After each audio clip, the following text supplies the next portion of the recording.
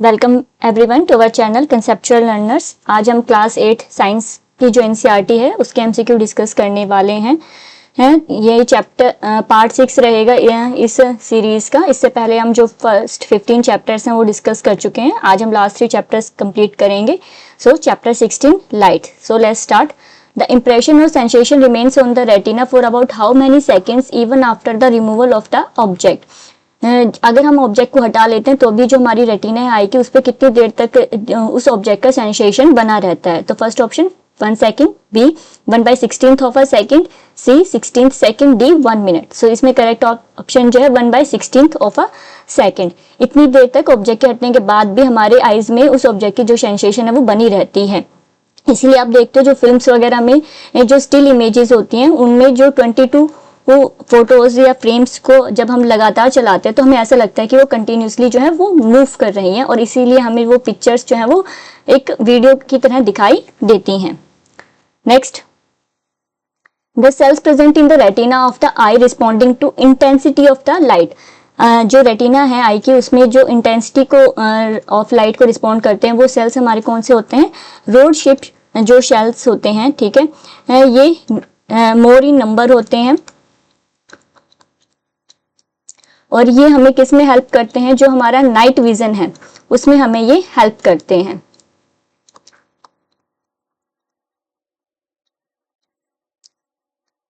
Next, the cells present in the retina of the eye responding to the colour. So retina में जो colour को respond करते हैं वो कौन से सेल्स होते हैं? हमारे कोन्स। ये लेस होते हैं नंबर में और ये हमें जो कलर्स हैं ऑब्जेक्ट्स के उनको आइडेंटिफाई करने में हेल्प करते हैं। तो यहाँ पे ऑप्शन जो सी है वो करेक्ट रहेगा। Next, the disease of eye in which crystalline lens becomes hazy और even opaque due to the development of a membrane over it is. जो डिजीज है आई के जिसमें जो हमारा क्रिस्टलाइन लेंस है उसके ऊपर एक हेजी या ओपेक कवरिंग आ जाती है, मेम्ब्रेन डेवलप हो जाती है, उसे हम क्या कहते हैं? ए मायोपिया, बी कैटरैक्ट, सी हाइपरमेट्रोपिया, डी प्रेसबायोपिया। तो यहाँ पे जो बी है कैटरैक्ट वो इस डिजीज का नाम है जिसमें जो एक मेम्ब्रेन है वो डेवलप हो जाती है लेंस के ऊपर। Next, angle of incidence is equal to the angle of reflection. So अगर हम यहाँ पे देखते हैं ये हमारा मिरर का सरफेस है,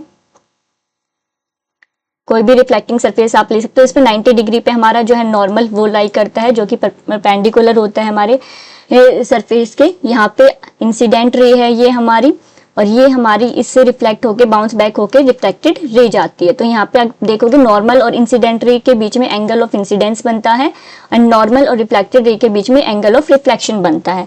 तो जो एंगल ऑफ इंसिडेंस है वो हमेशा किसके इक्वल होता है? एंगल ऑफ रिफ्लेक्शन के। तो यहाँ पे ए ऑलवेज हमेशा angle of incidence angle of reflection के इक्वल होगा। Next, image formed by a plane mirror is A. Virtual behind the mirror and enlarged. B. Virtual behind the mirror and of the same size as the object. C. Real at the surface of the mirror and enlarged. D. Real behind the mirror and of the same size as the object. तो अगर हम जो है plane mirror की बात करते हैं, ये हमारा प्लेन मिरर है, तो इसमें अगर हम किसी ऑब्जेक्ट को लेते हैं, सपोज ये हमारा कोई ऑब्जेक्ट है, ये सरफेस है, तो इसकी जो इमेज है ये वर्चुअल बनती है। इसको हम जो स्क्रीन पे ऑब्टेन नहीं कर सकते हैं। सेम साइज की बनेगी, ये मिरर के पीछे बनती है। ये हमारा ऑब्जेक्ट है यहाँ पे और ये हमारी इमेज है। सेम साइज की बनेगी, वर्चुअल बनेगी, बिहाइंड द मिरर बनेगी। तो यहाँ पे ऑप्शन बी जो है वो हमारा करेक्ट है, ये प्लेन मिरर है। Next question, reflection is. Reflection क्या है हमारा? Bouncing back of light rays from the surface of the object. See, यहाँ पे हमने देखा भी ये हमारा रिफ्लेक्टिंग सरफेस है। सपोज ये मिरर एम है हमारा, ये हमारी इंसिडेंट रे है और ये हमारी रिफ्लेक्टेड रे है। यहाँ पे इंसिडेंट रे जब किसी सरफेस से टकराती है जो कि रिफ्लेक्टिंग होता है और उससे बाउंस बैक होके ये रिफ्लेक्टेड रे बन जाती है। नॉर्मल परपेंडिकुलर होता है। Angle of incidence is always equal to angle of reflection. और incident ray, normal and reflected ray ये तीनों ही हमेशा एक ही प्लेन में लाई करते हैं। तो ये हमारे दो लॉज हैं जो रिफ्लेक्शन है उसके। तो रिफ्लेक्शन क्या हमारा? Bouncing back of light from the surface of the object.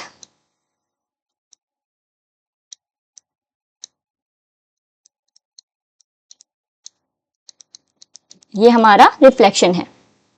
Splitting of light into its colour is known as A spectrum, B dispersion, C rainbow, D none of the D. Splitting of light को हम क्या कहते हैं? Dispersion कहते हैं।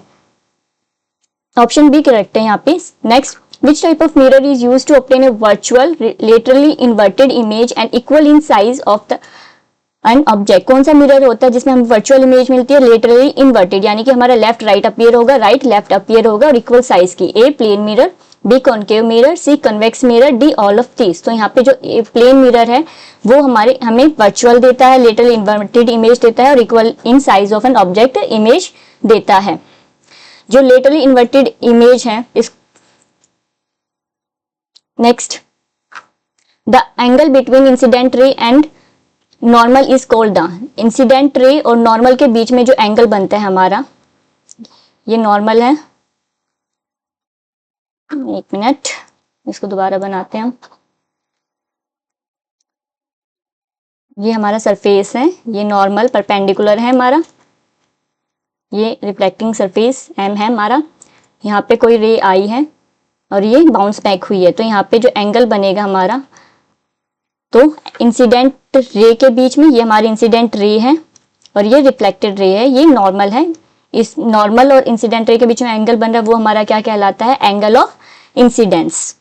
B option यहाँ पे correct रहेगा। Next, the lens present in the eye is. जो आईज होती है हमारी उसमें कौन सा लेंस होता है? ए कॉन्केव लेंस वहां पे प्रेजेंट रहता है। Next, kaleidoscope is based on the pattern of. जो क्लाइडोस्कोप है जिसमें आपको मल्टीपल रिफ्लेक्शंस देखने को मिलते हैं, इस तरह से इसका स्ट्रक्चर होता है। इसके अंदर आपको जो डिफरेंट पैटर्न्स हैं वो देखने को यहाँ पे आपको मिलते हैं। इस तरह से जो डिजाइनर्स वगैरह हैं वो काफी इसको यूज करते हैं पैटर्न्स के लिए, तो यहाँ पे मल्टीपल रिफ्लेक्शन का जो फिनोमिना है वो यूज किया जाता है। तो बी ऑप्शन यहाँ पे करेक्ट रहेगा। Next, when two mirrors are placed parallel to each other and the candle is placed in the center of the mirror, number of images will be। अगर हम दो मिरर्स को लेते हैं, ये M1 है हमारा, ये M2 है, इन दोनों के बीच में हमने एक जो कैंडल है उसको रखा है।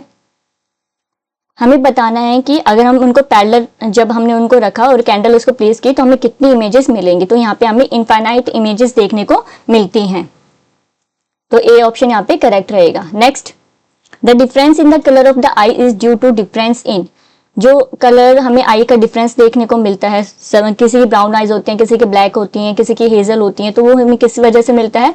Due to the iris. जो आइरिस होता है वो कलर्ड पार्ट होता है आई का।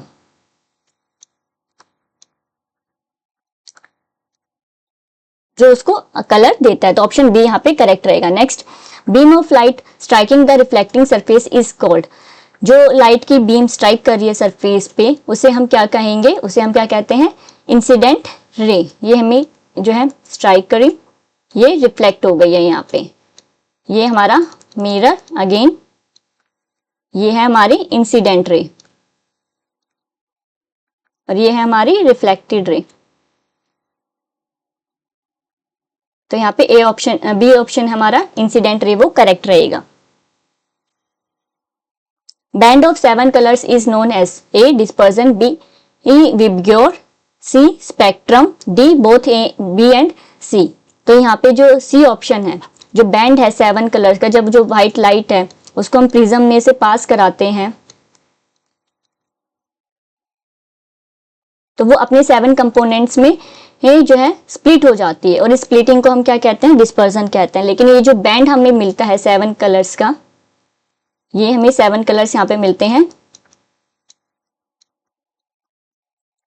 ये जो है ये हमें क्या कहलाता है? हमारा स्पेक्ट्रम कहलाता है। जो रेनबो है वो 7 कलर्स का स्पेक्ट्रम है। V for violet, I for indigo, B for blue, G for green, Y for yellow, O for orange and R for red.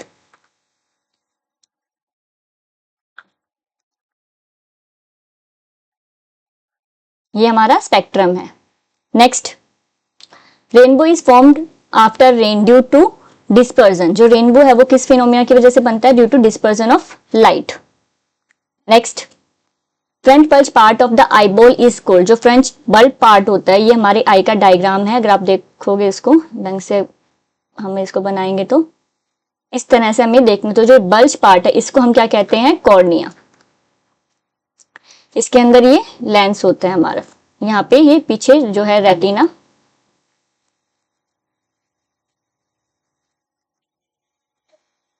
तो यहाँ पे ए बल्ज पार्ट हमारा क्या कहलाता है, cornea. Next, visually impaired people can read and write using, जो visual impaired people होते हैं जिनको दिखता नहीं है, वो कैसे रीड और राइट करते हैं, by using Braille system. Option C यहाँ पे करेक्ट है। Next, the amount of light entering the eye is regulated by, जो आई हमारी लाइट आईज के अंदर एंटर कर रही है उसको कौन रेगुलेट करता है, तो उसको जो है हमारी आइरिस जो है वो है इसको रेगुलेट करता है। जो आइरिस होता है वो कलर्ड पार्ट होता है, ये जो है कलर्ड पार्ट जो है ये आइरिस है। इसके अंदर जो आप ब्लैक पोर्शन देखते हो आइज के, उसमें ये हमारा प्यूपल कहलाता है।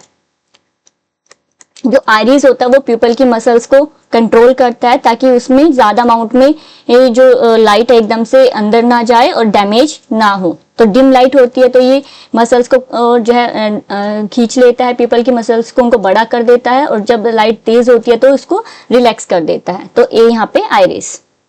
Next, the focal length of the eye lens is change bye, जो फोकल लेंथ होता है आई लेंस की उसको कौन चेंज करता है, उसको सिलियरी मसल्स चेंज करती हैं। सो ऑप्शन डी यहाँ पे करेक्ट रहेगा। Next, the human eye forms the image of an object at its, जो ह्यूमन आई होती है वो इमेज कहाँ बनाती है ऑब्जेक्ट की, at its retina. D option यहाँ पे करेक्ट रहेगा। Next, the message of image formation is conveyed to the brain by, जो इमेज फॉर्मेशन का मैसेज है ब्रेन तक वो कौन पहुंचाता है, हमारा option D optical nerve. Next, far point of a normal human eye is, जो फार पॉइंट है नॉर्मल ह्यूमन आई का वो कितना है, A 25 metre, B 25 mm, C 25 centimetre and D infinity. तो यहाँ पे ऑप्शन डी जो है इंफिनिटी ही जो है वहां तक हम अपना फार पॉइंट मान सकते हैं, जितने दूर तक हम चाहें देख सकते हैं। The least distance of distinct vision for a young adult with normal vision, least distance पूछा गया जहां से हमें बिल्कुल क्लियर दिखाई देता है नॉर्मल विजन जो है उसके लिए अडल्ट में, तो वो हमारा कितना होता है 25 सेंटीमीटर। तो यहाँ पे जो ऑप्शन सी है वो यहाँ पे करेक्ट है। Next, the near point at the age of 60 years, 60 years पे जो नियर पॉइंट होता है वो हमारा चेंज हो जाता है, क्योंकि एज की वजह से जो हमारी आई की मसल्स होती हैं वो काफी ज्यादा वीक हो जाती हैं, इजिली एडजस्ट नहीं कर पाती हैं फोकल लेंथ को, तो वो कितना होता है वो बढ़ जाता है, तो वो 200 सेंटीमीटर हो जाता है। यहाँ पे ऑप्शन सी जो है वो करेक्ट रहेगा। Next, a person who can not see the distance object is said to be suffering from, जो पर्सन डिस्टेंस ऑब्जेक्ट को नहीं देख पाता है उसे हम किससे बोलेंगे, किससे सफर हो रहा है, वो मायोपिया से। ए इस प्रेस बायोपिया जो है वो किस वजह से होता है, एजिंग की वजह से होता है, जिसमें वीक जो हमारी मसल्स होती हैं वो वीक हो जाती हैं, फोकल लेंथ जो है उसको एडजस्ट नहीं कर पाती हैं। हाइपरमेट्रोपिया में हम जो है जो पास के ऑब्जेक्ट्स हैं उनको नहीं देख पाते हैं। एस्टिमेगिटिज्म में जो होता है ये भी एजिंग की वजह से होता है। Next, a person who can not see the nearby he object is said to be, जो नियर बाय ऑब्जेक्ट्स को नहीं देख पाता है उसे हम किससे कहेंगे, वो किससे सफर कर रहा है, हाइपरमेट्रोपिया से। Next, change the focal length of the eye lens, जो फोकल लेंथ चेंज करता है आई लेंस की वो कौन सा है, ciliary muscles. It controls the amount of light that can pass through the eye lens to the retina, तो कौन कंट्रोल करता है अमाउंट ऑफ लाइट को, iris. Opening of the eye क्या है हमारी, pupil. Protect the eyes, cornea जो हमारी आइज को प्रोटेक्ट करता है जम से, डस्ट, ठीक है, उससे हमें कौन बचाता है, cornea. And the image of the object in I is formed on retina, जो इमेज है वो कहाँ पे बनती है, रेटिना पे बनती है। Next, a perpendicular drawn on the surface of mirror at the point of incidence, जो परपेंडिकुलर हम ड्रॉ करते हैं पॉइंट ऑफ इंसिडेंस पे वो हमारा क्या कहलाता है, नॉर्मल कहलाता है। A ray of light that falls on mirror, जो मिरर पे रे फॉल करती है वो हमारी क्या कहलाती है, इंसिडेंट रे।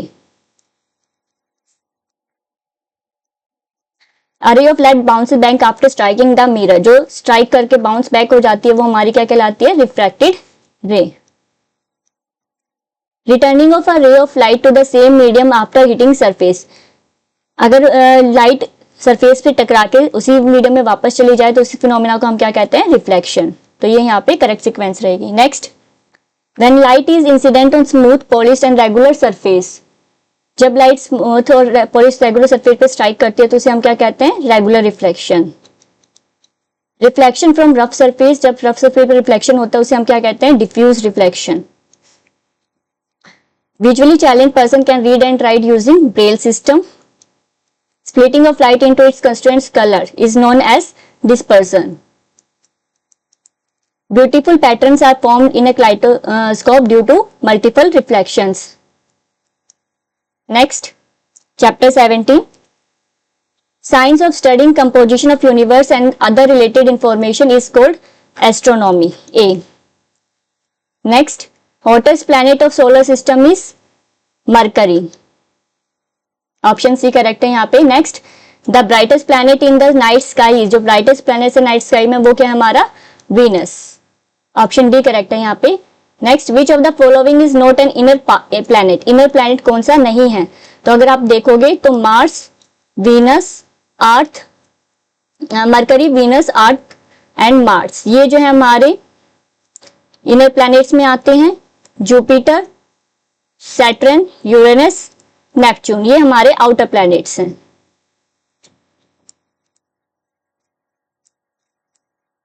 आउटर प्लैनेट्स, तो इसमें हमारा इनर प्लैनेट कौन सा नहीं है? B, Jupiter.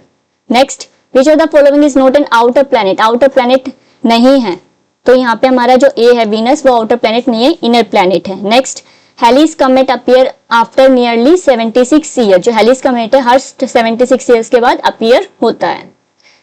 Shooting stars are meteors, shooting stars के हमारे मीटियोर्स हैं। Next, asteroids are seen between the orbits of, asteroids कहाँ पे देखने को मिलते हैं हमें? जो मार्स एंड जुपिटर है, इन दोनों प्लैनेट्स के बीच में हमें जो एस्ट्रॉइड बेल्ट है वो देखने को मिलती है।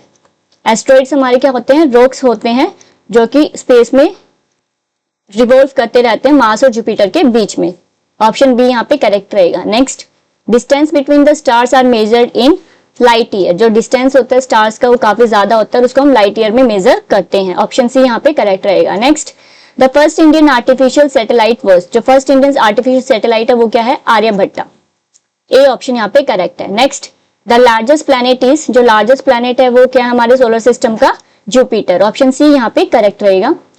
Next, remote sensing means, remote sensing का मीनिंग होता है जब हम एक किसी डिस्टेंस से किसी जगह का डाटा कलेक्ट करते हैं। जो सैटेलाइट्स होती हैं वो रिमोट सेंसिंग का काम करती हैं, वो स्पेस में जाके जो है पूरा जो ज्योग्राफिकल एरिया है उसका जो डाटा है वो कलेक्ट करती हैं। तो इसमें ऑप्शन बी जो है हमारा collecting data from a distance.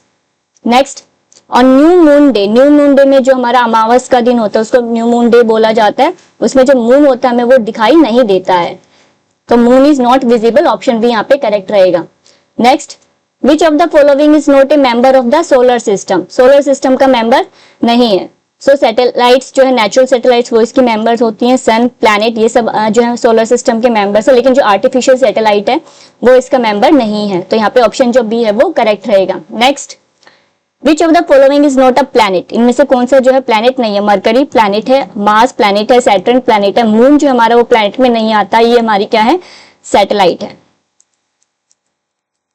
Next, which of the following is a stars, sun जो है एक स्टार है हमारे सोलर सिस्टम का। Saturn, moon, Mars, Saturn and Mars planet है, मून सैटेलाइट है।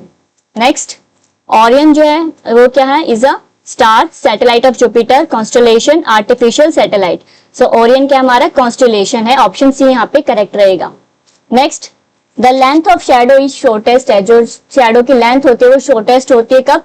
जो नून का टाइम होता है उसमें वो शॉर्टेस्ट होती है। Next question,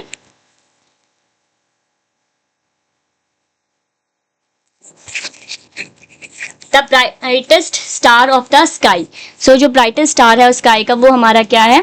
A Sirius, B Alpha Centauri, C Pleiades, D pole. So A जो सीरियस है वो हमारा ब्राइटेस्ट स्टार है स्काई का।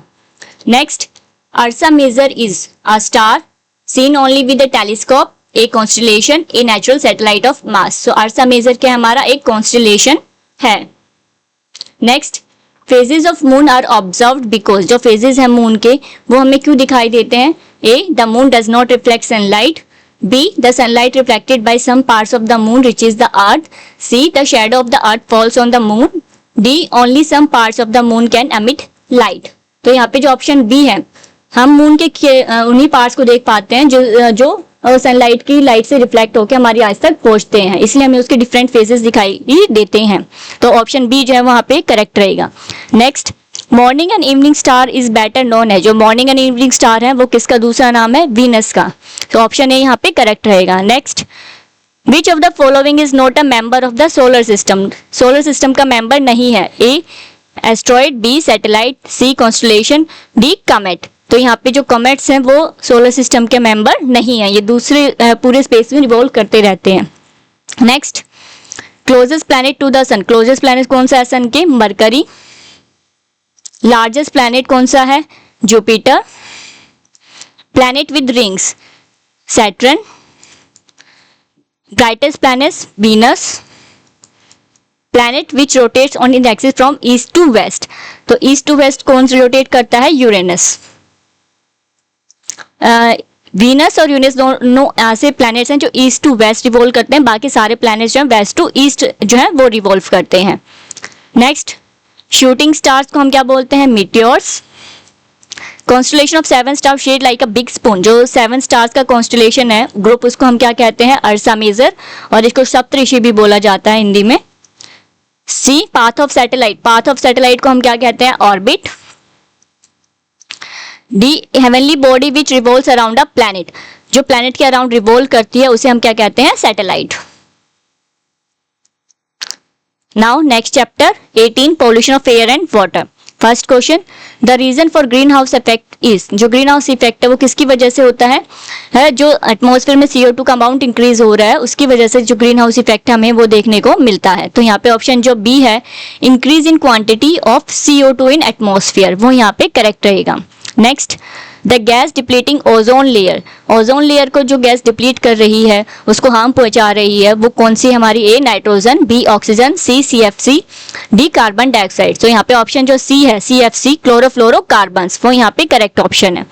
Next, the green house effect gas is, जो ग्रीन हाउस इफेक्ट गैसेस हैं वो कौन कौन सी हैं? A, CO2, B, methane, C, CFC, D, all of this. तो यहाँ पे ये तीनों ही जो है ग्रीन हाउस इफेक्ट में आती हैं, ऑप्शन डी यहाँ पे करेक्ट रहेगा। Next, better fuel is petrol, diesel, coal and CNG, यहाँ पे ये पेट्रोल है। तो यहाँ पे जो CNG है इन तीनों के कंपैरिजन में बेटर फ्यूल है, सो ऑप्शन डी करेक्ट रहेगा। Next, the following gas is not N air pollutant, कौन सी गैस इसमें से एयर पोल्यूटेंट नहीं है? सो कार्बन डाइऑक्साइड अगर एक्सेस अमाउंट में प्रेजेंट होती है तो ये एयर पोल्यूटेंट होती है। Oxides of nitrogen air pollutant में आते हैं, सल्फर डाइऑक्साइड एयर पोल्यूटेंट में आती है, ऑक्सीजन जो हमारी एयर पोल्यूटेंट नहीं है, तो यहाँ पे डी ऑप्शन करेक्ट है। Next, the following gas forms acid rain, कौन सी गैस एसिड रेन बनाती है? Carbon dioxide, ozone, sulphur dioxide, carbon monoxide. तो यहाँ पे एसिड रेन किससे बनता है? सल्फर डाइऑक्साइड, सल्फर डाइऑक्साइड और नाइट्रोजन डाइऑक्साइड मिलके हमारी क्या बनाती हैं? एसिड रेन बनाती हैं। विच of the following is not a pollutant unless present in excess, अगर वो ज्यादा अमाउंट में जब तक प्रेजेंट नहीं होता तब तक पोल्यूटेंट नहीं कहलाता है। तो कार्बन डाइऑक्साइड अगर लिमिटेड अमाउंट में है तो वो पोल्यूटेंट की तरह एक्ट नहीं करती है, लेकिन अगर इसका अमाउंट एक्सेस में हो जाता है तो ये पोल्यूटेंट की तरह एक्ट करती है। तो यहाँ पे ऑप्शन जो बी है वो करेक्ट रहेगा। Next, which of the following is not a green house effect, इनमें से ग्रीन हाउस इफेक्ट नहीं है।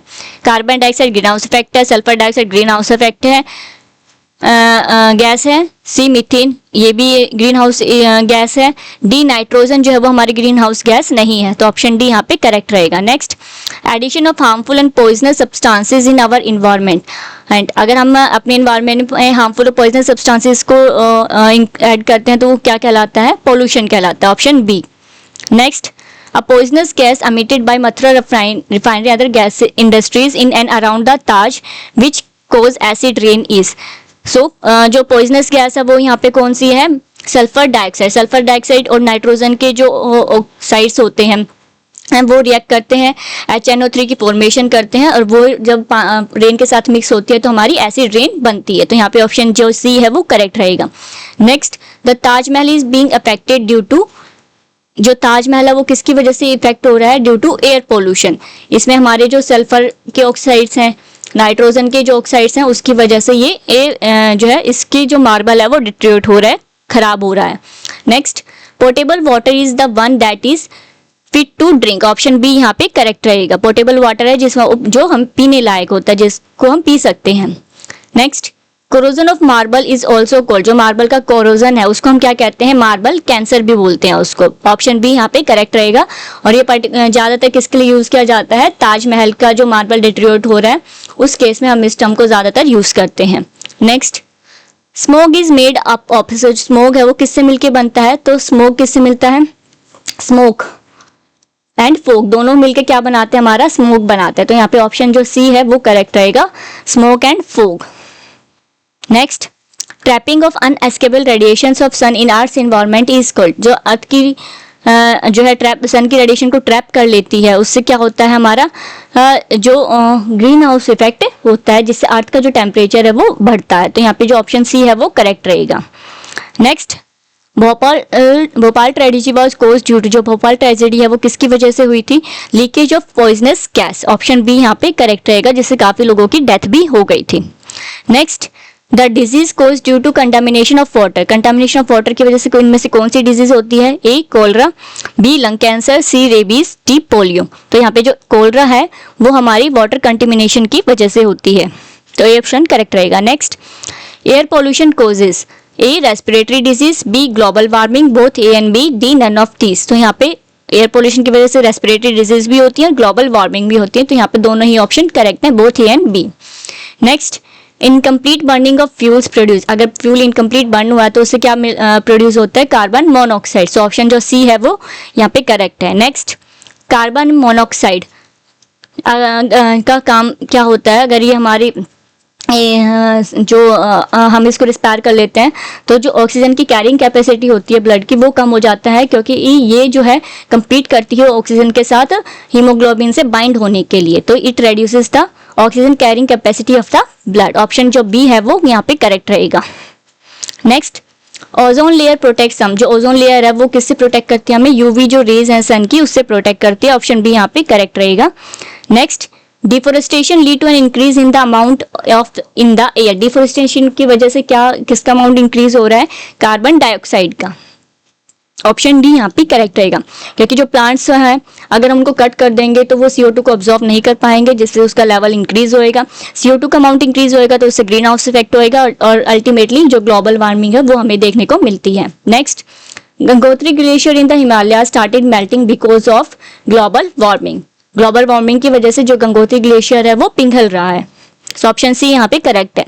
Next, instead of the fossil fuels for our energy requirement we can use, fossil fuels की जगह हम अपनी एनर्जी रिक्वायरमेंट को पूरा करने के लिए किसका यूज कर सकते हैं? A solar energy, B hydro power, C wind energy, D all of this. So हम तीनों का ही यूज कर सकते हैं। तीनों ही हमारे क्या है? रिन्यूएबल सोर्स है एनर्जी के, जिससे इन्वायरमेंट को ज्यादा जो है नुकसान नहीं होता।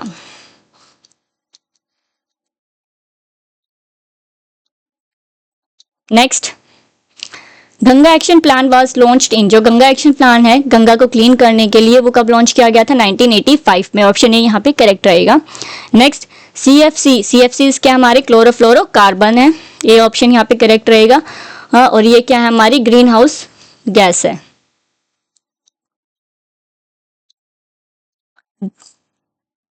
Next, water pollution is mainly caused by, water pollution mainly किसकी वजह से होता है? A vehicular fumes, B discharging toxic chemicals waste into the river, C washing of clothes in the river, D none of these. So अगर हम toxic chemicals को बिना treat किए वाटर बॉडीज में डिस्चार्ज कर देते हैं तो उससे क्या होता है? हमारा वाटर पोल्यूशन। तो ऑप्शन बी हमारा करेक्ट रहेगा। Next, particulate matter is the, particulate matter क्या होता है? जो सॉलिड पार्टिकल्स होते हैं एयर के अंदर उसे हम क्या कहते हैं? पार्टिकुलेट मैटर बोलते हैं, जो कि क्या करते हैं? एयर पोल्यूशन कोज करते हैं। इनको हम SPM भी बोलते हैं, सस्पेंडेड पार्टिकुलेट मैटर। ये अलग अलग साइजेस के होते हैं और काफी हार्म करते हैं अगर हमारे रेस्पिरेटरी ट्रैक में ये चले जाते हैं। Next, chemical method use for purifying water is, purifying water को करने के लिए कौन सा केमिकल मेथड यूज करते हैं हम? Chlorination. Chemical boiling, using filter, ये दोनों हमारे जो है फिजिकल मेथड से, केमिकल में क्लोरीनेशन आएगा। Next, pollutants, sulphuric acid and nitric acid, ये एसिड रेन कोज करते हैं। ये पोल्यूटेंट्स में हमारे क्या आते हैं? पोल्यूटेंट्स हमारे क्या करते हैं? पोल्यूशन कोज करते हैं। कार्बन डाइऑक्साइड क्या है? हमारी ग्रीन हाउस गैस है। CNG एंड LPG हमारे पोल्यूशन फ्री फ्यूल्स हैं। Acid rain sulphuric acid and nitric acid की वजह से होता है।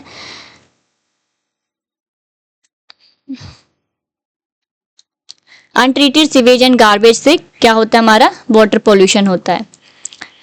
Next, sulphur dioxide, sulphur dioxide क्या है? हमारा एयर पोल्यूशन कोज करता है।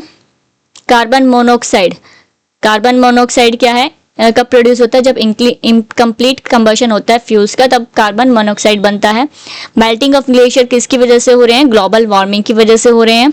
क्लोरीनेशन क्या कब यूज करते हैं हम? प्योरिफिकेशन ऑफ वाटर के लिए यूज करते हैं। एंड क्लोरोफ्लोरोकार्बन्स हमारे क्या है? ये ओजोन जो लेयर है उसको डैमेज करते हैं। तो यहाँ पे ये सीक्वेंस रहेगी। Next, the Mantra of saving water is, जो वाटर को सेव करने के लिए मंत्रा है वो क्या है? Reduce, reuse and recycle. Water को जितना कम हमें हो सके उतना कम रियूज करना चाहिए, उसका कम यूज करना चाहिए, बार बार उसको रियूज करना चाहिए और रिसाइकल करना चाहिए। Excessive quantities of chemicals getting washed from fields and reaching put, जो केमिकल्स होते हैं फील्ड से वो वॉश आउट होकर अगर पोन्स में चले जाते हैं तो वो किससे में हेल्प करते हैं? Helps algae to flourish. यहाँ पे ये होएगा, एल्गल ब्लूम भी इसको बोला जाता है।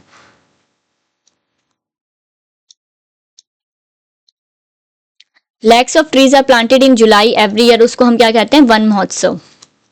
And the white marble of Taj Mahal is discolouring due to acid rain. तो ये यहाँ पे सीक्वेंस रहेगी। सो आई होप आपको वीडियो अच्छी लगी होगी। चैनल को लाइक शेयर सब्सक्राइब करेंगे, बाकी की वीडियोस देखेंगे। हम 6-7 के NCERT सीरीज कंप्लीट कर चुके हैं। आज हमने 8th क्लास की NCERT सीरीज भी कंप्लीट करी है। इसके अलावा हमने जो साइंस एग्जाम्पलर्स हैं वो भी कंप्लीट किए हैं। 6th क्लास की, 7th की अभी हमारी चल रही है। So thank you, I hope you like the video. Please channel को लाइक शेयर सब्सक्राइब।